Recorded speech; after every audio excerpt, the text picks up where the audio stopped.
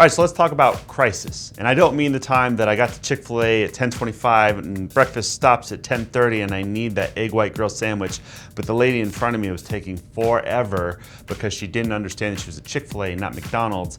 And when it was my turn, they said breakfast was over, but I had been waiting and I was pretty patient. But what were we talking about?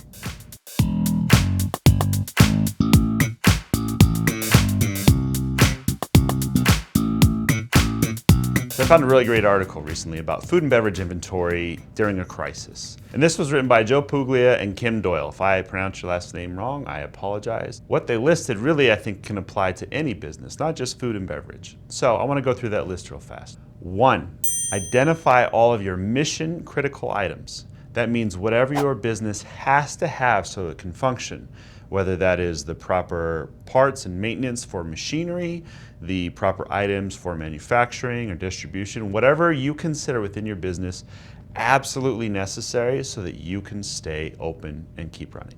2, you need to evaluate current and new suppliers. We all kind of get in this habit of doing the same old, and sometimes we need to look at other places for better pricing or better options, but we also need to have some kind of contact and relationships with other vendors in case you have one that suddenly falls through or one that can't now provide on the order volume that you rely on. 3, you need to reassess your safety stock levels, and not just for one thing, but for different criteria as far as how stressed your company might be for its typical production. You need to make sure that your levels of expectation of stock are going to meet whatever your demands might be so that you can do your very best to keep those within the right amount so that you can keep business as steady as possible. 4, consider new consignment arrangements. So maybe you need to hold more inventory or you don't want to hold as much at your place. Maybe you can work out with some of your customers or some of your warehousing to hold on to some of those materials that you need or some of those end products that you have so that you are making the best use of your situation. 5, model multiple scenarios. So kind of like a good, the bad, and the ugly of how business could be running so that you are not just suddenly hit with like a sudden stock out across the whole country, and we are definitely seeing that in a lot of different industries, but that you can be as prepared as possible. But also so that you have expectations of what a okay or semi-stressful level is or what an ideal level is.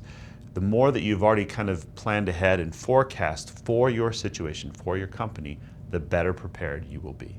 One of my favorite points that they make is that you need to leverage technology. And obviously, this is a software company, but there are so many types of softwares and things that your company can make use of to help with managing inventory levels, managing forecasting, making sure that you're tracking all those items, streamlining that process, whether it's through barcoding or RFID chipping or whatever it needs to be, so that you are making the best use of your time and making the best use of the information you have on hand. So hopefully you found this helpful for managing inventory during a possible crisis. We've all been dealing with some of this, but it should also be an indicator we need to be prepared now in case something else ever comes our way and we can be as ready as possible.